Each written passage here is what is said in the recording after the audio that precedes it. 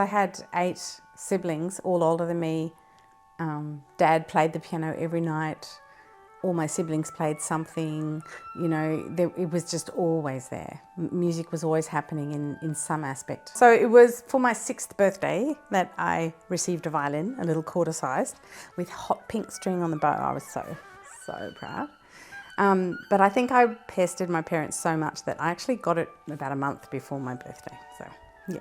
I started piano when I was 7, so a bit in between sort of, I was doing violin and piano, and then the education department in Queensland started this free program for learning wind instruments, and I remember going home saying, Mum, I want to play a wind instrument, I want to play a wind instrument. Like I just wanted to play everything, I think, and she said, oh, for goodness sakes, I think there's an oboe there somewhere.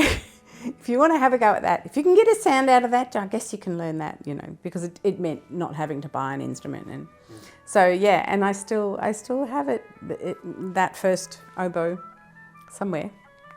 Yeah, when I was in year 12, I just had this wonderful experience where I got to play the Vaughan Williams concerto with the QSO in the state finals of the ABC competition, which is now the Young Performers. That was a mind-blowing experience for me. Just, I loved the piece to bits, and I loved the experience. I don't remember one thing about it. Like it just was like some kind of parallel universe that I went into and came out of, and just the only thought I had was, I really want to do this again.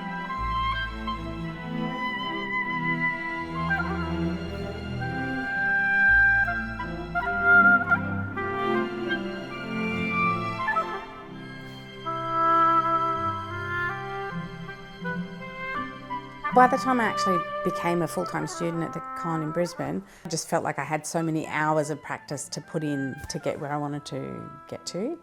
And but the second half of the year was really stimulating. Oboe-wise, I changed teachers to Stephen Robinson, who was not long back from studying with Holliger in Europe, and he had so many ideas and was so picky. I loved it. It was exactly what I wanted to hear. I just wanted to work on things and, you know, nut things through. And but then he got a job in Melbourne, and at the end of that year, so I knew that I really wanted to continue my studies with him, basically. So I knew that I would have to transfer down there.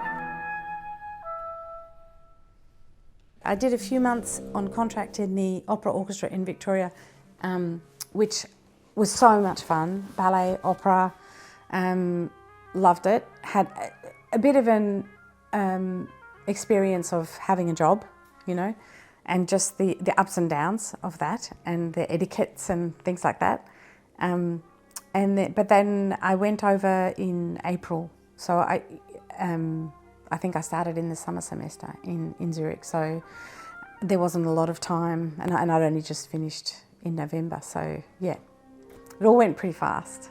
It just, such an intense growing up experience, I guess, managing on the other side of the world, yeah. Alexandre, who's now my husband of nearly 34 years, he was from the French part of Switzerland, and we fell in love, and I realised that, you know, my course had come to an end, my visa, I was on a student visa, what was I going to do? And I thought, well, you know, I really want to see where this goes. I like this guy. So yeah, that was a new kind of phase where getting married and Alexandre getting work in the same orchestra, and, you know, setting up a house, and we were pretty young. I was only 23 when I got married, and he was 25. And so, yeah, there were lots of, strange meals and strange coloured washing, you know, but like we worked it out together, and we're still here. I don't think I could have done it without him, actually, because it would have been very difficult for anyone else to really understand me, and, you know, and I just wanted to I really wanted to nail this thing, you know. It's like, this is so hard, you know, I really want to do this. I had always wanted a family. It was very important to me, and I took some time off after having the baby, and, you know, I was just such a besotted new mum, as we all are, and I wanted to come home more than ever. Like I felt like I'd been there nearly 10 years. I thought, well, you know, it feels like home, this feels like home, but suddenly having my own child and being so far from my family, all I could think about was coming home. And so the adventure of moving back to Australia began, and I'm just so glad we did it. From feeling that we were so lucky to have jobs in the same orchestra in Switzerland, we then moved to Australia and had jobs in the same orchestra as well, and so we really felt like, how lucky can we be, kind of thing. I'll miss so much. You know that feeling you get after a concert with your colleagues, that, oh wow, we did it, we got through it. You know, like when something like a Mahler symphony or a Brahms symphony, even aside from the actual playing of it, the music takes you on an emotional journey. You know, it's like you've been on a trek together or something, or you know, or played a Premier League final together or something. You know what I mean? It's just that I will really miss. I'll miss, yeah, the camaraderie that you have with the people in your section, and the oboes and the woodwinds, and that's I mean, that's really unbeatable. But I felt like I've pushed myself a lot for a long time to continually, you know, keep evolving, and it takes such dedication. This job, it's just the best job.